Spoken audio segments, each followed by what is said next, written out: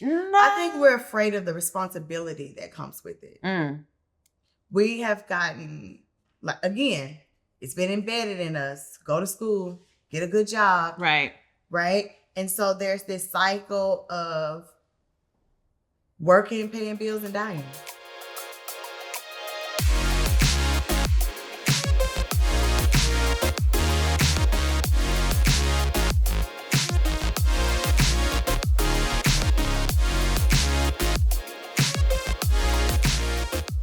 Hey, seven-figure educator family. This is Dr. Erica Jordan Thomas here with an exciting episode on the Seven-Figure Educator podcast. I am here with my good friend, Crystal Perkins, CEO of God and Goals.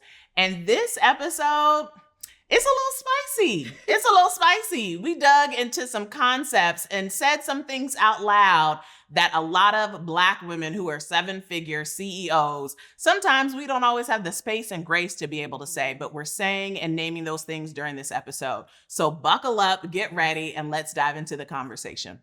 All right, so let's go ahead and jump into it with my beautiful, wonderful guest, my girl, Crystal. So we're going to have a sister girl conversation, which I'm really excited about. And before we kind of unpack a few things, a few thoughts, just give the people a little bit of information about you and your business. Alrighty, so I'm Crystal. I am a purpose and manifestation coach. I help women tap into their power, discover purpose, and build profitable brands. And how long have you had your business, and what made you get into your business? Wow. So I have been in business now for 10 years. I started in 2014 with an empowerment boutique, just empowering through apparel. And when I made my first six figures, I made my first six figures within like the first 4 or 5 months. Wow. And that's kind of unheard of where we're from, you know. And because where are you from? I'm from Arkansas. There's still dirt roads where I'm from. And at that time, women began to ask me, could you help me? Could you help me find my purpose? Could you help me step out on faith? And I started coaching in 2015. Okay, so not a new entrepreneur. Definitely not. OG entrepreneur. So I wanted to have a conversation about really kind of womanhood and life and personal life as an entrepreneur. And I felt that you would be an amazing person to have this conversation with, because one of the things that I respect so much about you is like, you are Crystal, whether we at a conference, whether we at a podcast, whether we at lunch, like you are Crystal. And I feel like the way in which you speak from your heart, the way in which you speak truth, the way you speak truth to power, I think is going to resonate with so many people. And I wanted to have an honest conversation of the reality of leading a business as women, and specifically leading seven-figure businesses as women, because we both have seven-figure businesses where we have generated over $1 million in a year's time. And I think oftentimes people might label us as the alpha woman. And so first off, how do you feel about that term? Would you say that you're an alpha woman, or I'm just curious to hear your thoughts when you hear that? No, I just think I'm a woman. I don't think alpha describes me. I don't think there's many words that can describe me, if that makes sense. So I'm really careful with labeling as it relates to those type of terms. So what terms do you connect with or resonate with you? I definitely think I am a purpose pusher. I love the title mom. I love the title one. I love the title Black woman. Like, I'm a Black woman doing the dang on thing. So if you label that as an alpha woman, I'm okay with that. So yes, those are some of the greatest titles that I align with the most. Purpose, manifestation, Black, motherhood, boss, unapologetic, like all of those really strong terms, but I haven't really aligned with alpha woman much, which is they kind of go hand in hand. I think I'm similar. All the words that you named, I think resonate with me too. Like, I remember growing up and I mean, I look back at this question, I'm like, why did people make this question? But people would be like, if you had to choose between being smart or pretty, which one would you want to be? And I'm like, I want to be smart. Like, I want to be not just competent, like I want to be intellectual. Like I found it more intriguing to me to be able to run circles around people intellectually rather than being pretty, yeah. Right? I mean, I know it was cute, but I'm like, right. I just found so much. I saw more value in my intellect right. than what I looked like. And I think that kind of pushes against a societal norm. And so the terms that you named, I think deeply resonate with me. And similar to you, I really don't connect with the word alpha woman, though that's how the world sees us. And so I wanted to have a conversation around what does it look like behind the scenes after we close our doors of our, of leaving the office or we wrap up our day. Like, what does it look like personally navigating the world as a woman who embraces the term of boss, of leader, of entrepreneur, of seven-figure business owner in a world that tells us that. I'm so excited to have you here on the Seven Figure Educator podcast. And this is just an appetizer to what's waiting for you inside of our broader community, the Seven Figure Educator community, and the perfect opportunity for you to be able to dive into that amazing, dope community is at my 3-day live event. And you've guessed it, it is called Seven Figure Educator Live. It goes down once a year in Atlanta, Georgia, and I would absolutely love to have you in the room. It's 3 days of content, community, and fellowship. I can guarantee this is like no other event that you have been to before. I don't even call it a conference because we are litter than a conference. So to join us, go ahead, run to the show notes and grab your ticket at sevenfigureeducator.com, and we will see you in Atlanta. Women should play small, that women should, lead the household, that women should, be submissive and masculine and feminine energy. And so I think we have similar perspectives, though kind of different approaches to it. And so I'm curious from your perspective of like, let's start with being a mom, right? And so like because you have been in business for 10 years, and I can't remember how old Kennedy is, your daughter. She's 14. And so when you decided to go full-time in your business, did you feel a shift or from a parenthood standpoint, like, did you feel like there were certain things that you had to navigate? Talk to us about that. Absolutely. So she was really my biggest shift. When I birthed my daughter, that was when I had an awakening of not settling anymore, because now I have this little person looking at me. And so I made a conscious decision to be in full-time entrepreneurship before she went to kindergarten. And because I knew that K through 12 life can get very overwhelming. It's a lot. And I wanted to make sure that I was always fully accessible to her during that season of her life. And so a lot of things shifted in me. I wasn't okay with just $30,000 a year anymore. I wasn't okay with going to punch somebody else's clock. I wasn't okay with, do I have permission to take off work, to go on vacation, to take care of a sick child? I wasn't okay with any of that anymore when I became a mom. And it just gave me this level of empowerment, ambition, and unapologeticness to like, I am going to be on my own time, do my own thing, live how I want to live unapologetically so I can be who I need to be for me and for her. And anything that stands in the way of that, gotta go.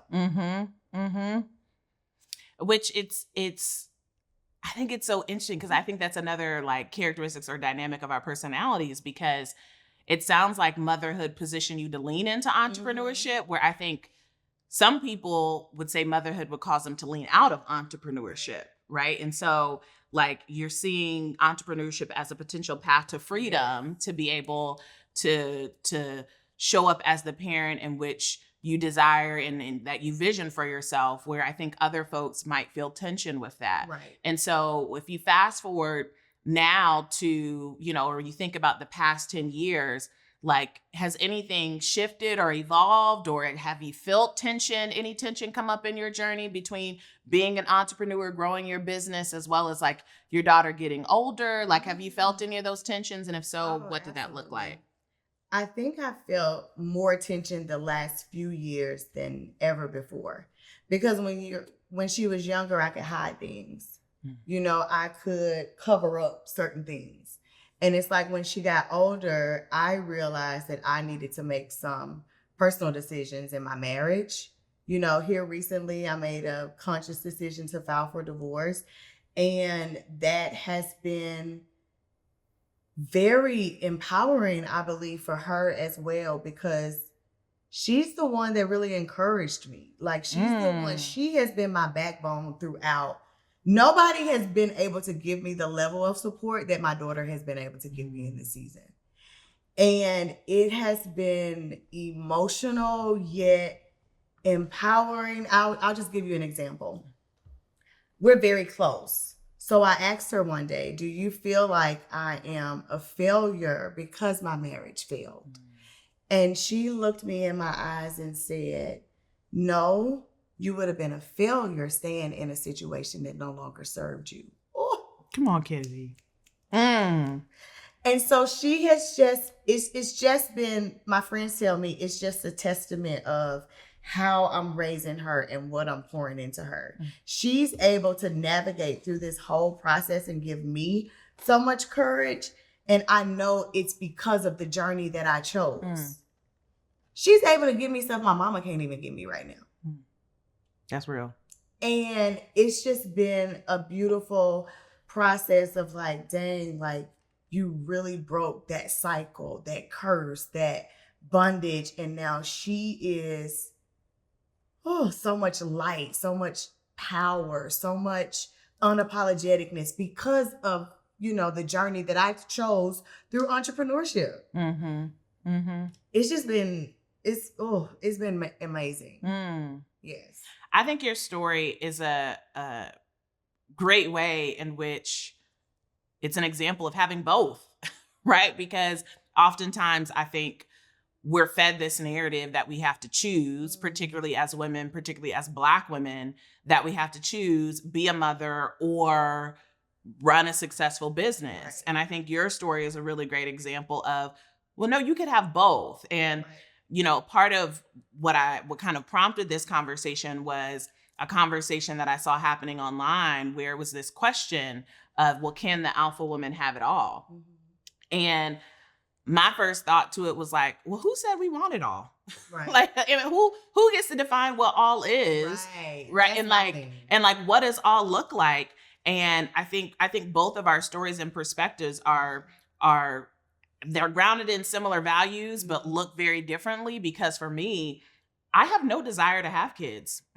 Like, I do not dream of kids. I do not dream of pushing a stroller. I don't dream of making bottles. I don't dream of carpool. I do not have a desire to be a mom. Like, I just don't. And I know I always have the right to change my mind, but I don't feel like I am lacking anything in my life because I'm not a mom. And granted, I was a former teacher. I was a former principal. So I have had lots of experiences of supporting and nurturing other people's children, but I personally don't have a desire to have my own kids. And again, that might change, but today I don't. That is what it is. I don't feel like I'm losing anything in life, and I think the message the world reflects back to us as women is that our womanhood is defined by our ability to birth, and specifically kids, right? Because we can be birthing many of things because we're not praised for birthing 7-figure businesses the same way we are for birthing kids, right? So I think for me and my stance, it's an example of like my both looks a little different, but you could still have both. Because for me, I can have my business, I can have my freedom, I can still get up and go and travel when I want to, and I don't have to feel like I'm losing something. So you mentioned something that I think we have the opportunity to dig into in a way that feels most meaningful for you, to be able to honor your story to be able to also honor what's present for you is that you're going through a change and transition in your personal life when it comes to your marriage. And so in whatever way feels most meaningful for you and safe for you, I would love to hear a little bit around how you define that change, because it sounds like a relationship was changing, but, and correct me if I'm wrong, that the leading domino was that you had evolved and changed. And so can you just talk to us a little bit around what that change looks like for you? Yes. Ooh. So my husband and I, we have been together since we were 14 years old, and we have grown up together. And when I started the journey of purpose, I also started the journey of healing. And I started the journey of evolving and becoming. And it's a very difficult process when you are tied to someone and they enjoy the benefit of what you have to offer, the benefit of the millions, the benefit of the lifestyle, the benefit, but they don't want to do the work. They don't want to do the healing work. They don't want to do the transformational work. And I'm just no longer willing to be in connection with anything that doesn't align in this season of my life. When I was younger, it was easier because you're hoping and you've married who this person can become. Right? Potential. That's what I was going to say. You married the potential. You're in relationship with the potential. But when you grow older and when you have, healed from certain things, and when you see life differently, you begin to acknowledge the fact that this is not going to change. And if it does change, do you have 20 more years to wait on it? And that was my question to myself. And that was the deciding factor for me. No, I don't have 5 more years to wait and hope and wish. I have to deal with what I see, how it is now, and I have to make a conscious decision for myself and for my daughter. Do you feel like I want to be thoughtful of how I ask this question. Ask it how it is right. Just let it come out the way it needs to come out. I promise you. Like, do you feel like you lost something? Do you feel like there is, like you lost out on something? Or do you feel like now, post that decision, that you've gained? So would you say that decision was like, I'm gaining something, or that decision was like, I'm losing something? I think it was a little bit of both. Because during this process of divorce, I feel like I have lost my best friend. I've lost my childhood friend, But on the flip side, I feel like God never asks you to separate from a thing or release a thing where the replacement is not going to be greater. And that's in anything. Like, God not going to move you from a 2-bedroom and not have a 4-bedroom waiting on you. Ooh, come on. He not going to remove a 9-to-5 and not have a 7-figure business. You understand what I'm saying? And so I am hopeful in my decision not to settle and be out of alignment. I'm hopeful in the manifestation of my greater desires. But on the flip side, again, that has even changed, because I went from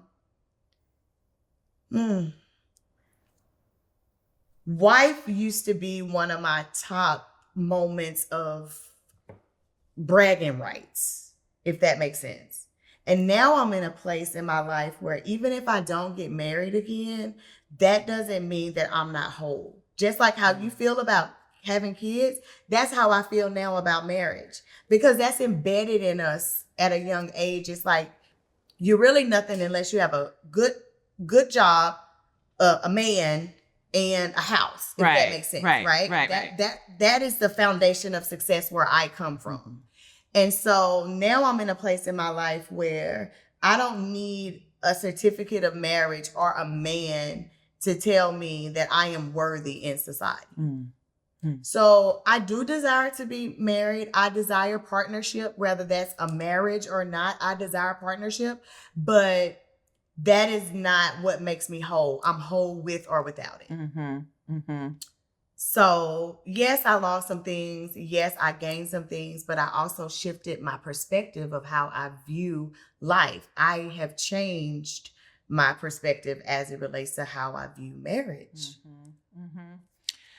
So it's interesting to hear that. So actually, let's stay there for a second. So how has your perspective of marriage shifted? Because mine has shifted too. Mm-hmm. And I'm curious to hear how it shifted for you, because for me, when I think about marriage, I still think partnership, Mm-hmm. but when I think about marriage present day, the reality is for me, when I'm thinking about a union and partnership, and now as someone who has a successful business that is 7 figures and it's has lots of complexity and there's now more assets and people associated with it, that actually marriage is an asset, but now there's different liabilities where the reality is marriage is a union between two people.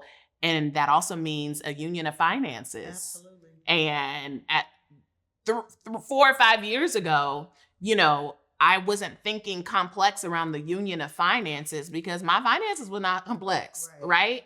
And so there was very little risk of me being in a union financially with someone because I didn't have a lot of money. Right. And now that my business has grown, now that my personal wealth has grown, now that I have more assets than I did 5 years ago, that marriage partnership is appealing to me. Marriage actually feels risky. Absolutely. It actually feels very financially risky for me to be financially tying myself to someone else. And I believe that my ideal partner, we are economic equals. Mm-hmm.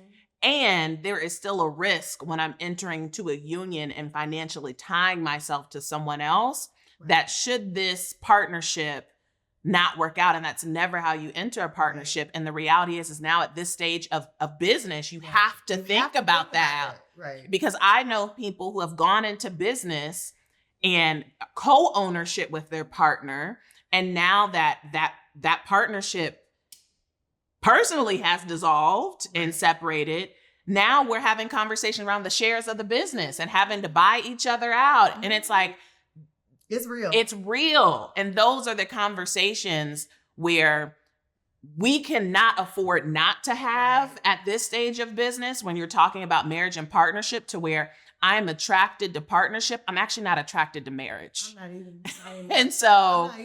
And so I'm curious of, that's a little bit of kind of like how my perspective has shifted and changed over time. But how has yours changed as someone who, you've met your previous husband when you all were very young. Mm-hmm. So how has your view of partnership and ideal partnership, how's that evolved over time?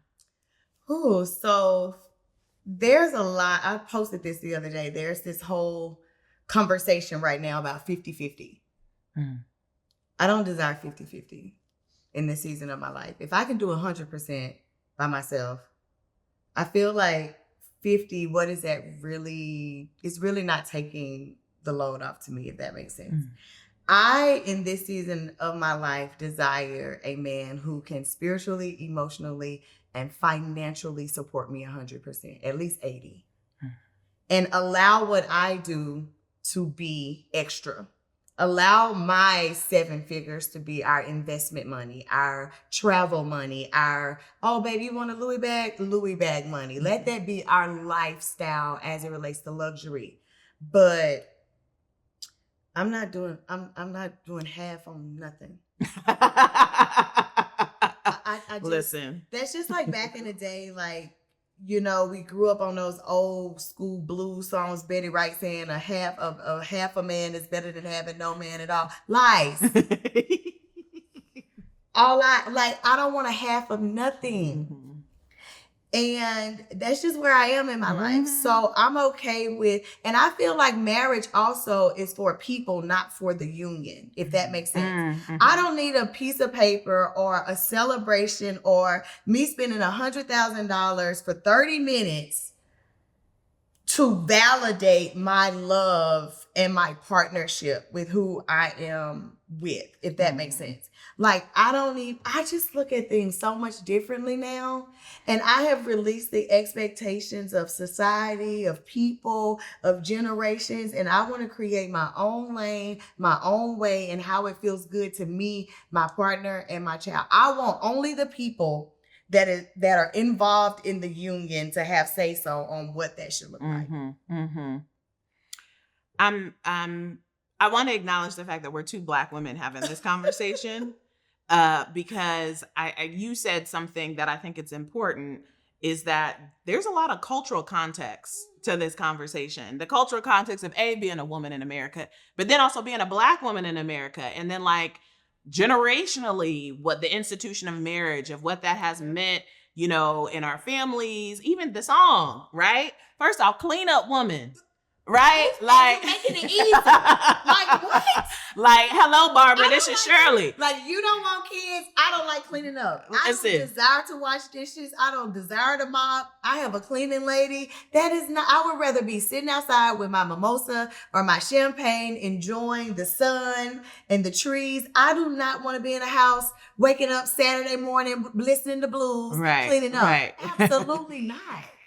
When I think, and this is the conversation that I feel like so many high achieving, high income earning Black women want to have, and they want to be able to say out loud, but the world does not give us grace and does not create safety for us to be able to name these things. That the reality is that white women have the privilege and grace to be able to navigate and say very openly and publicly, right? And so I think it's what my intention is through this episode is to create the platform to be able to name that whatever you choose. It's your choice. It's your choice. It's your choice, because there's someone who's listening to this episode that's like, well, I'm married, and well, Erica has a problem with marriage. I ain't saying I got no problem with marriage. That's not what you said. That's not what I said. But even if you did, that's your right. And that's okay. My choice. Right. That's my choice. Okay. That's the choice that I'm making for me. And I think what your story is a beautiful example of is we always have the right to change our minds. Absolutely. We have the right to evolve. And so you were starting to talk about this, and I think this is a great place to go deeper, is like, how have you changed?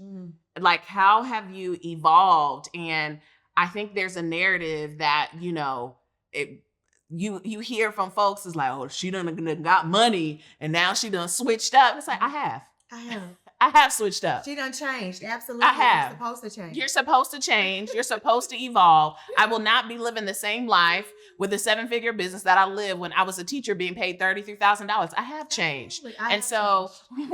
How have you changed and evolved? And first off, I just want to honor and thank you for your transparency, because I think when we talk about the change and the impact that we go through in growing business and elevating, we often talk about the change in other areas of life. We don't often talk about the change of marriage, of what that looks like. And you gave us the gift to be able to learn through you and to support you through the fact that that's a real change that's happening for you. So how have you personally changed, over the course of growing your business? I would say my mindset has definitely changed. My healing has been a big one for me. Because I feel like you say, when it comes to our culture, there's so much embedded in us that really don't serve us. And we have a responsibility to unlearn. We have a responsibility to adapt to new cycles and what really fulfills us. And I'm such a spiritual person, and I love vibrating high. I want to feel good. I want to look good.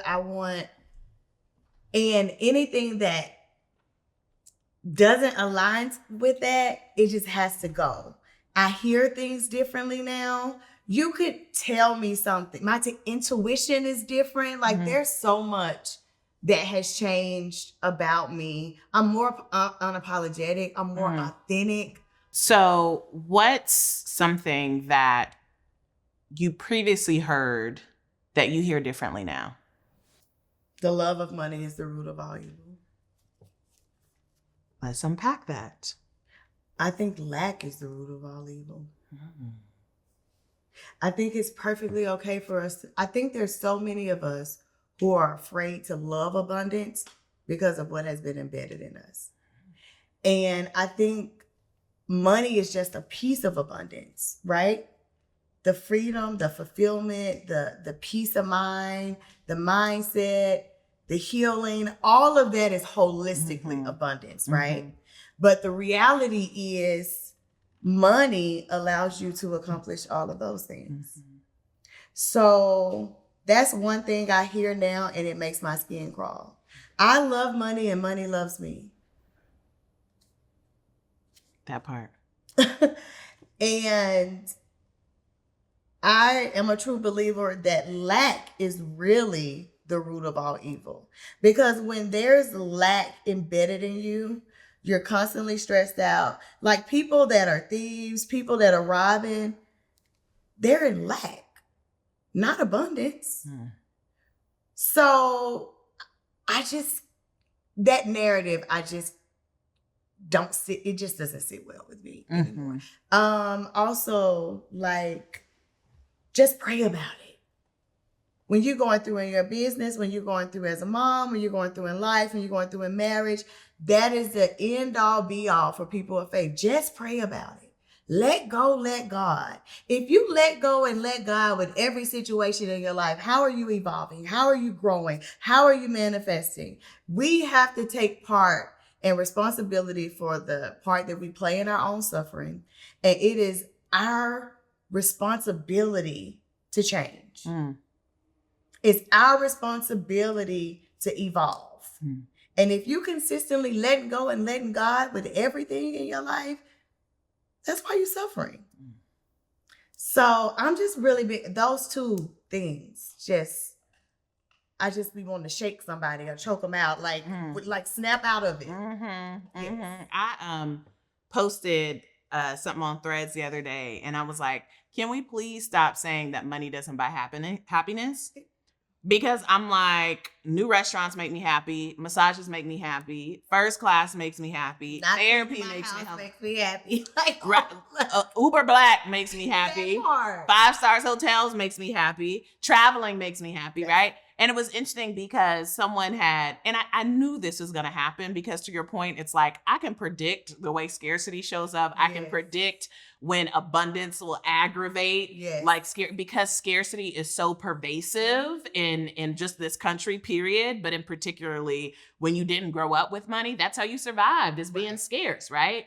And so as someone who didn't grow up with money, I can recognize scarcity. But now as someone who has grown in my business, who has grown in my wealth, who's grown all those things, I can recognize abundance too and know what it looks like to move with abundance. And so someone had responded, well, yeah, money, allows you to have experiences that bring joy and happiness, but happiness is an inside job.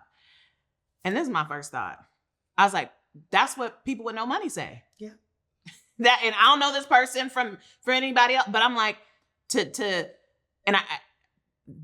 deeper part of it, which we ain't got to go into all this conversation, but I'm like, I believe that is the way in which we perpetuate communities who have traditionally been excluded from wealth, how we stay out of wealth. Absolutely.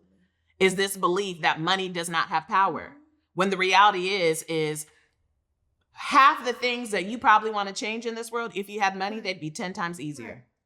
But we're sitting here saying, oh, well, money, it's an inside job. No. I think we're afraid of the responsibility that comes with it.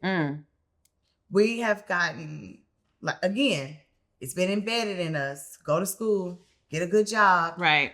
Right. And so there's this cycle of working, paying bills, and dying. There's really no abundant. I have not seen abundant living, prior to me. You understand what I'm saying? And so I think that, again, we have to unlearn all of that. This is what I say all the time. When you think about those sayings and those beliefs that have been embedded in you, and when you think about the people that poured that into you, would you change lives with those people? Absolutely not. There's people in my family that have been married for 40, 50 years. That's still not a flex because I know y'all don't even like each other. Right. So right. That's not even like just really thinking about all of those mindsets and beliefs that have been embedded in us. Who embedded it in us? And are you willing to change lives with that person? And 10 times out of 10, the answer gonna be no. So throughout the course of our conversation, we've kind of been playing with this idea of choosing and having choice versus changing. And so what advice would you give to someone whom feels like they need to change and it's hard? It's hard, whether it is a relationship, whether it is an environment, whether it is a job, like they know within their spirit of discernment that in order to keep going or elevating or to get to the bigger, there has to be a drastic change. What advice would you give to that person? It is hard. It is. There are seasons where it's very difficult, but staying where you are is hard too. So choose your hard. What do you need in this season? Oh, wow. I just need what I have now. My elevated 7-figure community friends that are able to listen to me. That's it. I have literally everything. I'm not lacking in anything. And I've just really enjoyed having my community this season. I'm really big on community anyway, but this season, my friends have been able to show up for me in ways that have really blessed my life. Like, just even like one day they was like, I don't know how to serve you because you're just so impactful and powerful. Like, I don't know what to really do, but just, are you okay? That's enough. Are you okay? I was just thinking about you today. That has been amazing for me in this season because we don't really get that. Because we're the ones pouring into everybody else. Right. So that's it. That's what I've been getting, and that's what I need. And I'm good. I'm better than good. I sleep so good at night. I feel safe. I feel at peace. And I haven't felt safe in a long time. Yeah. You deserve to be safe and feel safe. Thank you for joining us. Thank you for sharing your story. Thank you for sharing your truth, because I know in speaking truth, there are going to be people who either thought they were the only ones or thinking that this is something abnormal that they're going through or experiencing, or that they're the only one going through the hard, that they're going to find some comfort in realizing that they're not the only one, that we were able to say some things during this episode out loud that a lot of people are thinking, and they're just like, finally, someone else. I made a reel the other day where I said driving is ghetto. And coming from somebody that literally manifested their dream car and it's just sitting in my garage. It's ghetto. I don't drive. I don't want to drive. But the number of people that were like, thank you. Because I hate driving too, right? Where it's just, we just need to say those things out loud. So thank you for taking the time to be able to join us here on the 7-Figure Educator podcast. We hope that you were able to get some things from this episode that hit your soul, hit your spirit, hit your heart. Let us know in the comments what resonated with you, what you're connecting with. And if you found this episode to be meaningful, go ahead and hit the subscribe or follow button and share it with a friend. We would love to stay in the know and connected with you, so that way you know when the next episode drops. We'll see you on the next episode of the 7-Figure Educator podcast.